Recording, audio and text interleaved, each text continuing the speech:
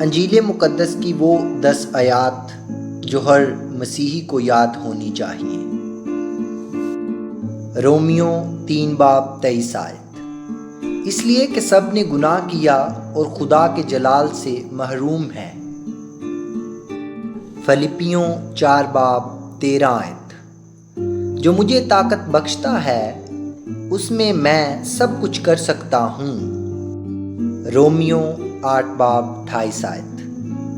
اور ہم کو معلوم ہے کہ سب چیزیں مل کر خدا سے محبت رکھنے والوں کے لیے بھلائی پیدا کرتی ہیں، یعنی ان کے لیے جو خدا کے ارادہ کے موافق بلائے گئے۔ یوحنا 3:16 آیت۔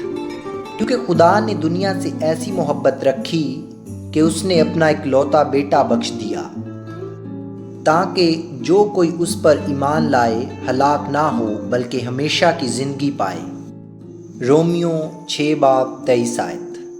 کیونکہ گناہ کی مزدوری موت ہے، مگر خدا کی بخشش ہمارے خداوند مسیح یسوع میں ہمیشہ کی زندگی ہے۔ اعمال 18:10 آیت۔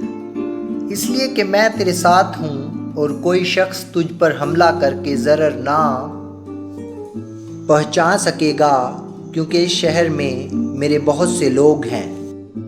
فلپیوں 4:6 آیت۔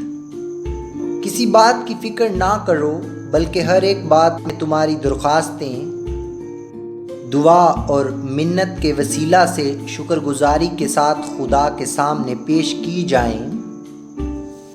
پیدائش 1:1 آیت۔ خدا نے ابتدا میں زمین و آسمان کو پیدا کیا۔ زبور 23:1 آیت۔